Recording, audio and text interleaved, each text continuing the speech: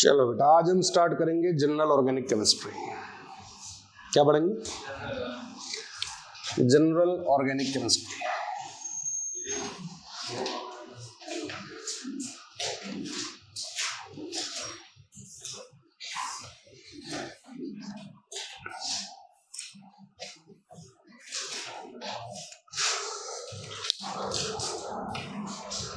General organic chemistry में organic chemistry क्या है, पहले तो इसके बारे में हम बात करें कि व्हाट इज ऑर्गेनिक केमिस्ट्री। क्या होती है organic chemistry? Organic chemistry is the branch of science which deals with the study of carbon and it's compounds. Carbon और उसके कंपाउंड्स की स्टडी को हम कहते हैं organic chemistry. The study of carbon and it's compounds.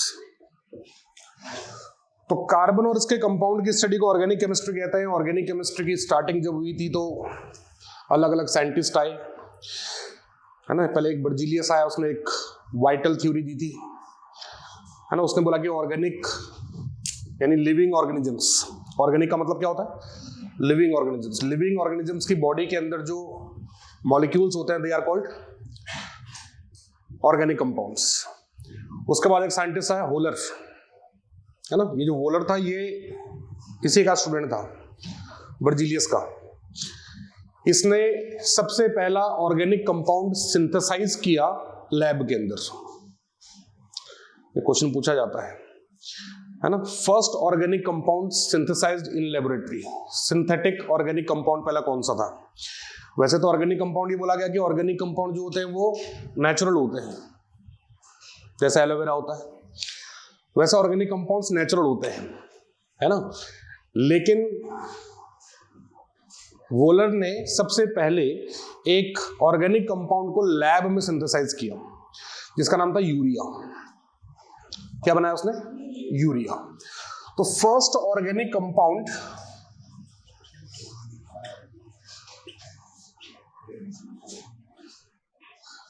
Synthesized,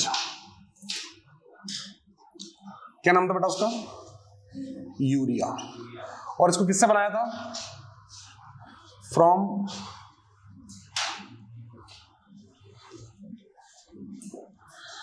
ammonium cyanate. किससे बनाया था इसको? अमोनियम साइनेट से। NH4CNO, ammonium साइनेट। इसमें रीअरेंजमेंट हुआ और रीअरेंजमेंट होकर के बन गया NH2CONH2, है ना। देखो आप, N2 हो गए, हाइड्रोजन 4 हो गए और कार्बन 1, ऑक्सीजन 1। तो रीअरेंजमेंट से, अमोनियम साइनेट के रीअरेंजमेंट से फर्स्ट ऑर्गेनिक कंपाउंड जो सिंथेसाइज किया गया था उसका नाम क्या था? यूरिया था। ठीक है। और ये बनाया किसने था? वोलर। इसके बाद फिर और साइंटिस्ट आए, उन्होंने मीथेन बनाया, है ना। किसी ने अल्कोहल बनाया, सिंथेटिक कंपाउंड बहुत सारे उसके बाद बनाए गए। लेकिन आपको फर्स्ट याद रखना है कि सबसे पहला कौन सा बना था। तो सबसे पहला कौन सा कंपाउंड बना था? यूरिया। और यूरिया को बनाया किसने था? वोलर ने। ठीक है। अब बात आती है कि जो ऑर्गेनिक कंपाउंड है इसमें जीओसी में हम क्या क्या चीजें पढ़ेंगे। तो हम बिल्कुल स्टार्टिंग से पढ़ेंगे। हम लोग पढ़ेंगे पहले representation of organic compounds. Organic compound को कैसे कैसे रिप्रेजेंट किया जाता है। Classification of organic compounds. Organic compounds कितने तरह के होते हैं, उनको किस किस कैटेगरी में क्लासिफाई किया हुआ है। IUPAC nomenclature. और IUPAC नॉमेनक्लेचर के बाद में हम आएंगे सीधे इफेक्ट्स पे, है ना। जो सबसे इंपॉर्टेंट है, inductive effect, resonance, electromagnetic effect और हाइपर कॉन्जुगेशन। ठीक है।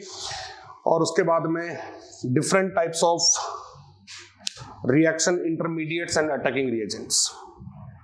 ठीक है। तो सबसे पहला जो हमें पढ़ना है वो पढ़ना है हमें रिप्रेजेंटेशन ऑफ ऑर्गेनिक कंपाउंड्स। क्या पढ़ना बेटा? Representation of organic compounds. तो ऑर्गेनिक कंपाउंड्स को रिप्रेजेंट करने के बहुत सारे तरीके होते हैं। कौन कौन से तरीके होते हैं? सबसे पहला तरीका जो आता है आपका, वो आता है मॉलिक्यूलर फॉर्मूले से, है ना। पहला क्या बेटा? Molecular formula. डायरेक्ट कंपाउंड का फॉर्मूला लिख देते हैं, जैसे C2H5OH इथेनॉल, है ना। C3H8 क्या चीज है? प्रोपेन। C5H12, है ना। सीधे के सीधे कंप्लीट फॉर्मूला लिख दें। सेकंड जो आता है वो आता है आपका representation by Lewis structure. Representation by Lewis structure. Lewis structure में क्या करते हैं? लुईस स्ट्रक्चर में हम लोग जो भी हेटेरो एटम्स है उनको भी रिप्रेजेंट करते हैं, बॉन्ड पेयर और लोन पेयर को भी रिप्रेजेंट करते हैं। बॉन्ड पेयर को भी रिप्रेजेंट करेंगे और लोन पेयर को भी। जैसे C2H5OH है तो उसको वैसे लिखेंगे CH3CH2O, O के ऊपर 2 लोन पेयर और H। तो अगर आपको दिख रहा है कि बॉन्ड पेयर भी दिखाए हुए और लोन पेयर भी दिखाए हुए हैं तो क्या समझना कि कौन सा फॉर्मूला है? वो लुईस स्ट्रक्चर है ना। जैसे अमाइंस आपको रिप्रेजेंट करने के लिए बोले CH3NH2, अब नाइट्रोजन के पास एक लोन पेयर होता है, तो अगर लोन पेयर रिप्रेजेंट किया हुआ है तो कौन सा स्ट्रक्चर है? वो लुईस स्ट्रक्चर। ठीक है। थर्ड आता है आपका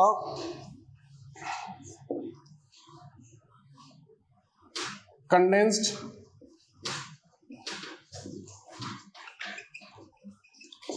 फॉर्मूला। कंडेंस फॉर्मूले में क्या होता है कि जो मॉलिक्यूल है उस मॉलिक्यूल को बॉन्ड्स को बिना रिप्रेजेंट किए, बॉन्ड्स को बिना रिप्रेजेंट किए कम से कम जगह में लिखा जाता है, विदाउट रिप्रेजेंटिंग द बॉन्ड्स। जैसे हमने लिखा CH3 CH2 का 5 और CH3।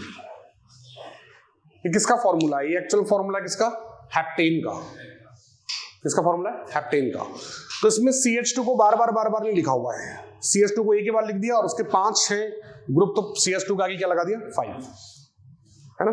साइड में कोई ब्रांच आ रही है तो उसको भी कंडेंस फॉर्मूले में किस में लिख देते हैं?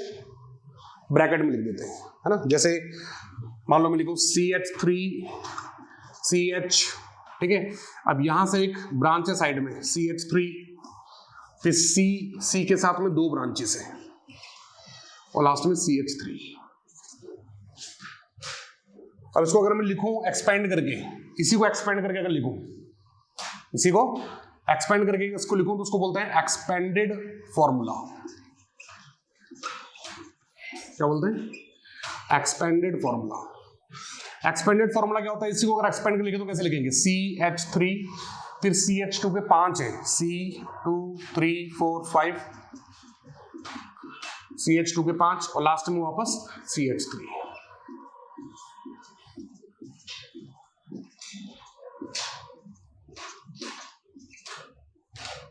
ठीक है। ये है, जैसे इसको लिखेंगे तो कैसे लिखेंगे? तो क्या सबसे पहले क्या है? CH3, डायरेक्ट CH3 लिख देते हैं यहाँ पे। CH, इसके आगे देखो ब्रैकेट में CH3 लिखा हुआ है, मतलब साइड में एक CH3 है, ठीक है। उसके बाद में C, उसके साथ में यहां भी CH3 है, यहां भी CH3 है और लास्ट में एक और CH3 है। समझ गए बात को? तो इसको बोलते हैं हम लोग एक्सपेंडेड फॉर्मूला। और फाइनल जो आता है हमारे पास वो है बॉन्ड लाइन फॉर्मूला। समझो बेटा, bond line formula. Bond line फॉर्मूले में क्या होता है? नाम से पता पड़ रहा है कि यहां बॉन्ड्स को लाइन से रिप्रेजेंट करना है, कार्बन और हाइड्रोजन को रिप्रेजेंट नहीं करना है। केवल हम क्या करेंगे? बॉन्ड्स को लाइन से। सिंगल बॉन्ड है तो 1 लाइन, डबल बॉन्ड है तो 2 लाइन, ट्रिपल बॉन्ड है तो 3 लाइन। रिप्रेजेंट किसको करता है? केवल बॉन्ड्स को और हेटेरो एटम्स को। हेटेरो एटम का मतलब कार्बन और हाइड्रोजन के अलावा अगर कोई और ग्रुप आ गया है ना। कार्बन हाइड्रोजन के अलावा कोई और ग्रुप अगर आ गया तो उसको हम रिप्रेजेंट करेंगे, कार्बन हाइड्रोजन को रिप्रेजेंट नहीं करेंगे। हाइड्रोजन भी कौन सा रिप्रेजेंट नहीं करेंगे, वो हाइड्रोजन जो कार्बन के साथ अटैच है, वो हाइड्रोजन जो कार्बन के साथ अटैच है, ठीक है। जैसे इस वाले को अगर मैं बॉन्ड लाइन फॉर्मूले में लिखूं तो इसको जिगजैग लाइन में लिखना है अपने को। टोटल कार्बन के लिए कितने हैं, 5 6 7, तो 7 जिगजैग पॉइंट्स अपने को बनाने हैं, 1 2 3 4 5 6 7, केवल बॉन्ड लाइन, ठीक है। यहां पर देखो 1 1 2 3 4, 4 तो स्ट्रेट है, 1 2 3 4। सेकंड वाले में एक कार्बन ऊपर जा रहा है, थर्ड वाले में 2 ब्रांचेस निकल रही हैं, यहाँ 2 ब्रांचेस निकल रही हैं, ठीक है। अगर डबल बॉन्ड है, तो किस तरह से रिप्रेजेंट करेंगे, जैसे यहां डबल बॉन्ड लगा दिया, है ना। कितने कार्बन इसमें, 1 2 3 4 5 6, तो 6 कार्बन है। फर्स्ट सेकंड थर्ड और फोर्थ के बीच में डबल बॉन्ड है, थर्ड और फोर्थ के बीच में क्या है, डबल बॉन्ड, ठीक है। तो डबल बॉन्ड है तो 2 लाइन खींच देंगे, ट्रिपल बॉन्ड है तो 3 लाइन खींच देंगे।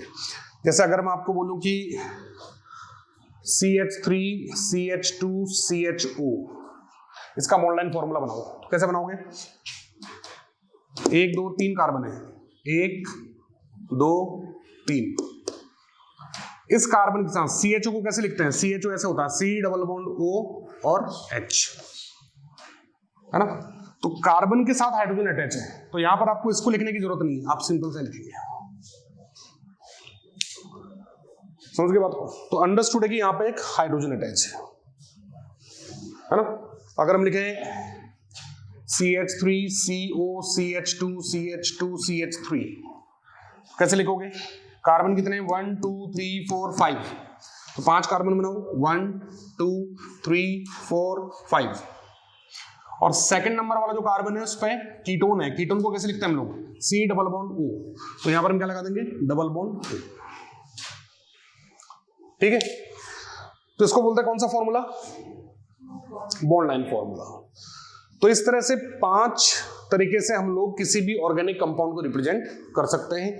कैसे कैसे रिप्रेजेंट कर सकते हैं, एक तो हम उसका मॉलिक्यूलर फॉर्मूला लिख दें सीधे, एक हम उसका लुईस स्ट्रक्चर लिखें। लुईस स्ट्रक्चर में लोन पेयर भी रिप्रेजेंट किए जाते हैं और बॉन्ड पेयर भी रिप्रेजेंट किए जाते हैं। कंडेंस फॉर्मूला, जहां पर कम से कम स्पेस ऑक्यूपाई करते हुए फॉर्मूले को लिखना है ना। जो बार बार रिपीट हो रहा है उसको ब्रैकेट में नंबर लगा के लिख दो, जो बार बार रिपीट हो रहा है उसको बार बार नहीं लिखना है। बॉन्ड लाइन फॉर्मूला, अच्छा एक्सपेंडेड फॉर्मूला, एक्सपेंडेड फॉर्मूला क्या है, जो हर एटम को और हर बॉन्ड को रिप्रेजेंट करेगा। एक्सपेंडेड हर एटम को भी रिप्रेजेंट करेगा, कितने एटम है, हाइड्रोजन को भी रिप्रेजेंट करेगा, है ना, और साथ ही साथ हर बॉन्ड को भी रिप्रेजेंट करेगा। इसमें आपको बॉन्ड भी बनाना पड़ेगा, एटम भी बनाने पड़ेंगे, कार्बन भी बनाना पड़ेगा, हाइड्रोजन भी बनाना पड़ेगा। बॉन्ड लाइन फॉर्मूला क्या होता है, जहां पे केवल बॉन्ड्स को रिप्रेजेंट किया जाता है और हेटेरो एटम्स को, हेटेरो एटम्स का मतलब कार्बन और हाइड्रोजन के अलावा कोई और अगर ग्रुप है तो उसको रिप्रेजेंट किया जा रहा है। अच्छा, अगर मान लो मैंने ये लिखा CH3 CH2 CH2 CH2OH, कैसे रिप्रेजेंट करोगे इसको, कितने कार्बन है, 4 कार्बन, 1 2 3 4। इसके साथ हमें क्या है, केवल O नहीं लिखेंगे, H भी लिखेंगे कि H कार्बन से अटैच नहीं है। H कौन सा वाला रिप्रेजेंट नहीं करते हैं, जो कार्बन से अटैच हो।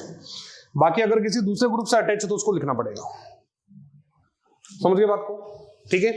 तो ये हमारा रिप्रेजेंटेशन ऑफ ऑर्गेनिक कंपाउंड्स, इसको कॉपी करो फटाफट, फिर नेक्स्ट पढ़ते हैं।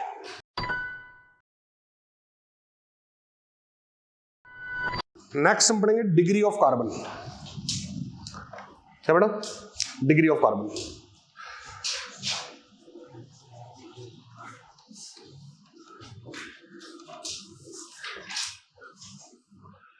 चार डिग्री होती है कार्बन की, 1 डिग्री 2 डिग्री 3 डिग्री 4 डिग्री, एक 0 डिग्री भी होता है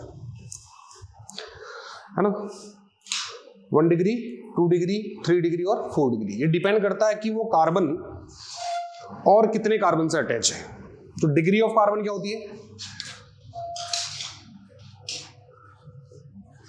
नंबर ऑफ बॉन्ड्स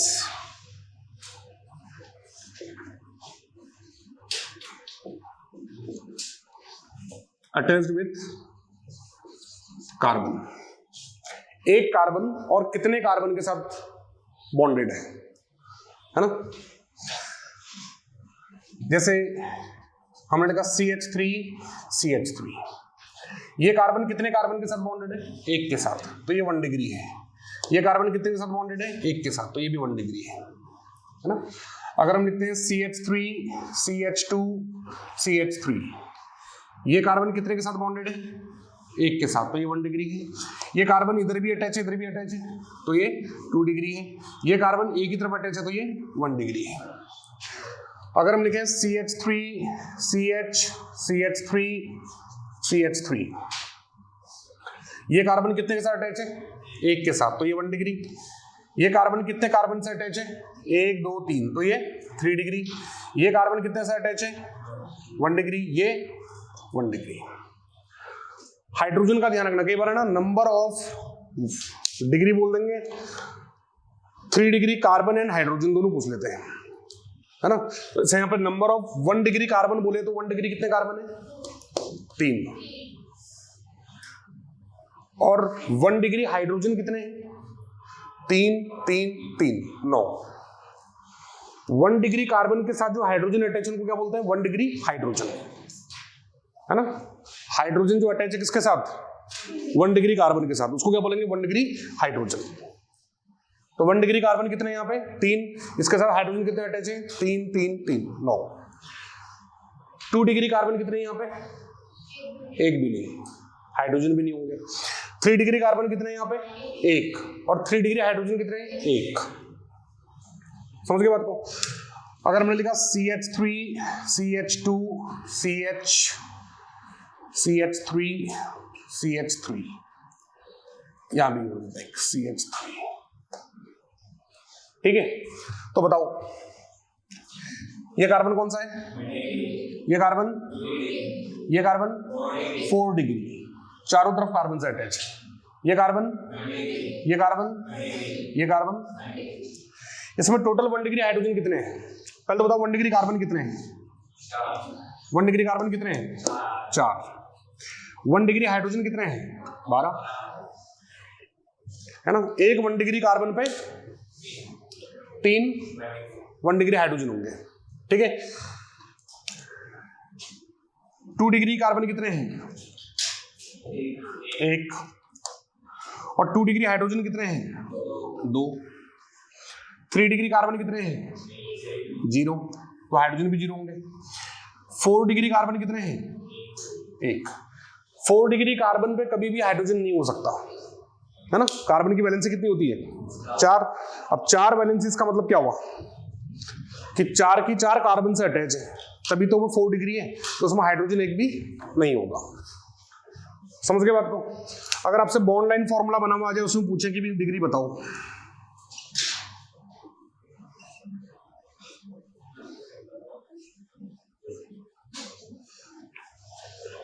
देखो ये वाला कार्बन 1 डिग्री, एक ही तरफ से कार्बन है ना? तो 1 डिग्री कार्बन कितने हैं?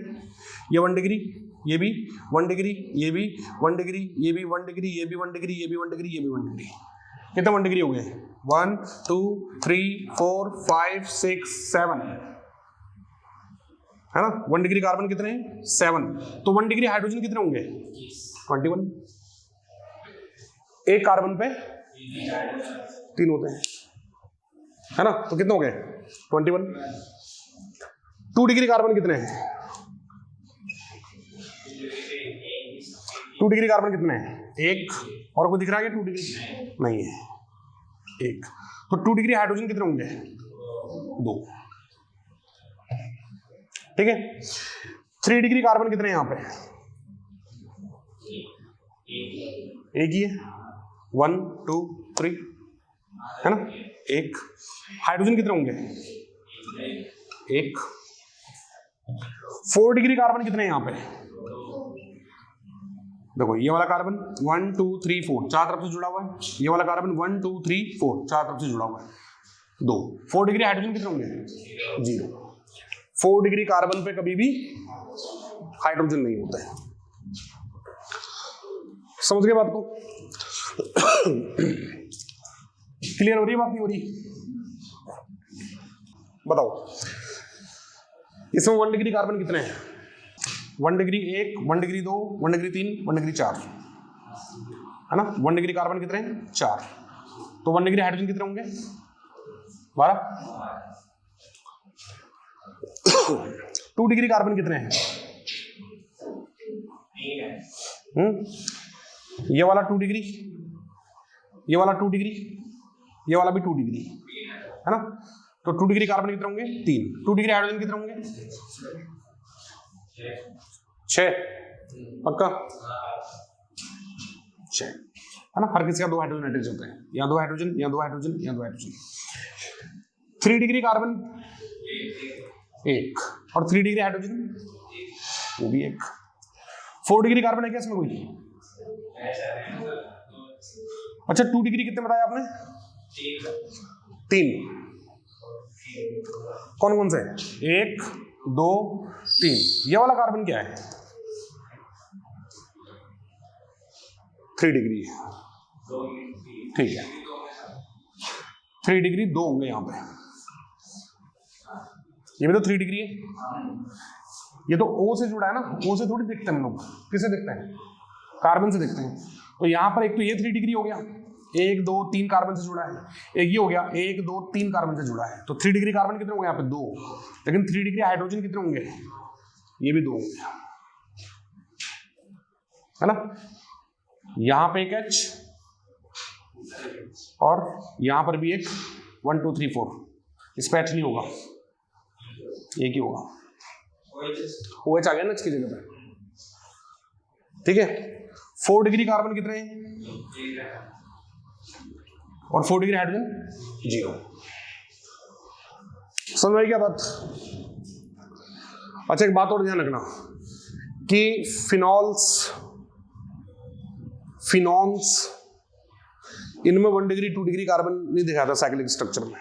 मतलब जैसे अगर आपको ये स्ट्रक्चर बना के दे दिया,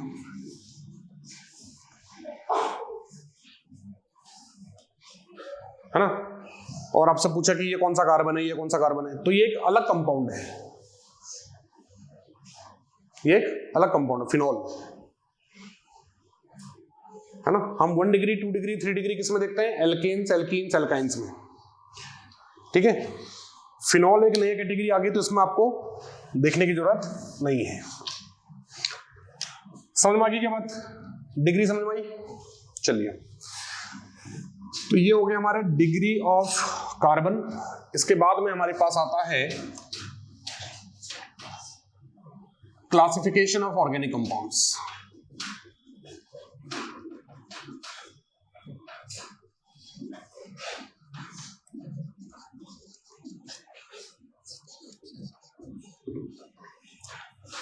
क्लासिफिकेशन ऑफ ऑर्गेनिक कंपाउंड्स।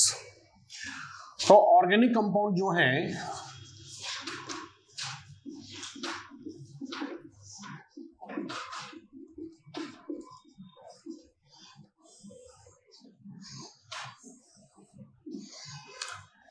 इनको मेनली 2 कैटेगरी में डिवाइड करते हैं। कौन कौन से?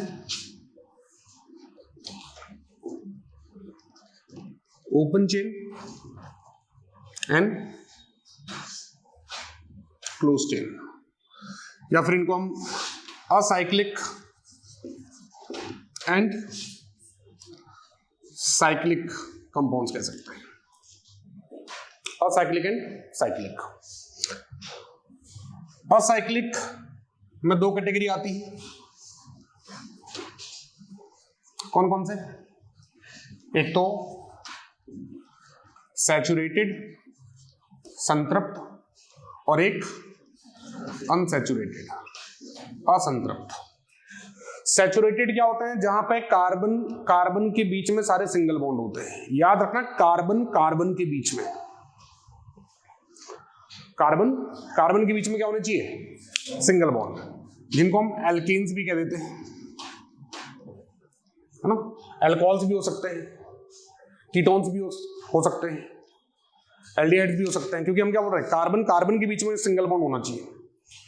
किसी दूसरे के साथ अगर डबल बॉन्ड या ट्रिपल बॉन्ड चला गया तो उसको हम अनसैचुरेटेड नहीं कह देंगे, है ना। सैचुरेटेड क्या होता है, अनसैचुरेटेड क्या होते हैं, ये दो कैटेगरी में डिवाइडेड होते हैं। एक तो डबल बॉन्डेड जिनको एल्कीन्स कहते हैं, और एक ट्रिपल बॉन्डेड जिनको एल्काइंस कहते हैं। तो एक एल्कीन हो गए जिसमें कार्बन कार्बन के बीच में कम से कम एक डबल बॉन्ड होता है, और एल्काइन जिनमें कार्बन कार्बन के बीच में एक ट्रिपल बॉन्ड होता है। ठीक है, फिर आते हैं आपके साइक्लिक।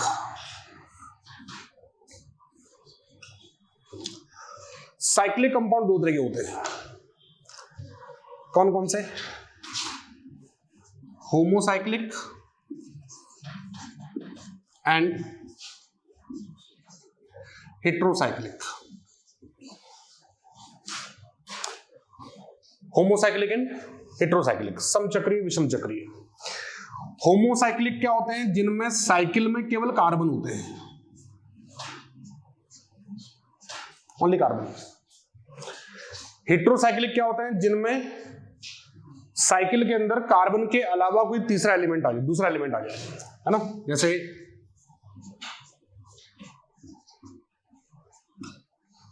क्या चीज है, प्रीडीन, क्या ये प्रीडीन। ये हेट्रोसाइक्लिक ऑर्गेनिक कंपाउंड है। कार्बन चेन में बीच में क्या आ गया, नाइट्रोजन। ठीक है, होमोसाइक्लिक आगे जाकर के दो कैटेगरी में डिवाइडेड होते हैं। एक होता है कौन से, बेंजेनोइड्स, और दूसरे नॉन बेंजेनोइड्स। बेंजेनोइड्स का मतलब जिनमें बेंजीन रिंग हो। बेंजीन रिंग जानते हैं सब, जिनमें बेंजीन रिंग हो क्या होते हैं, बेंजेनोइड्स, है ना। इनको स्टार्टिंग में एरोमेटिक भी कहा जाता था, लेकिन अभी एरोमेटिक के डेफिनेशन चेंज है, वो हम aromatic, non aromatic, anti aromatic पढ़ेंगे जब बात करेंगे। और एक होते हैं कौन से, नॉन बेंजेनोइड्स। नॉन बेंजेनोइड्स का मतलब साइकिल तो होती है लेकिन वो बेंजीन नहीं हो। तो बेंजेनोइड्स और नॉन बेंजेनोइड्स ये होमोसाइक्लिक होते हैं। ठीक है, तो ये इनका क्लासिफिकेशन है, दो कैटेगरी में हमने डिवाइड किया है, असाइक्लिक, साइक्लिक। असाइक्लिक का मतलब ओपन चेन जहां पर रिंग ना हो, साइक्लिक का मतलब जहां पर रिंग हो। असाइक्लिक को दो पार्ट में डिवाइड किया हुआ है, सैचुरेटेड, अनसैचुरेटेड। अनसैचुरेटेड दो तरह के हैं, कौन कौन से, एल्कीन्स एंड एल्काइंस। और साइक्लिक दो तरह के हैं, होमोसाइक्लिक, हेट्रोसाइक्लिक। होमोसाइक्लिक का मतलब जहां पे केवल कार्बन की चेन हो। हेट्रोसाइक्लिक का मतलब रिंग के अंदर कार्बन के अलावा कोई दूसरा एलिमेंट है, रिंग के अंदर, रिंग के बाहर नहीं। अगर मैंने ये बना दिया,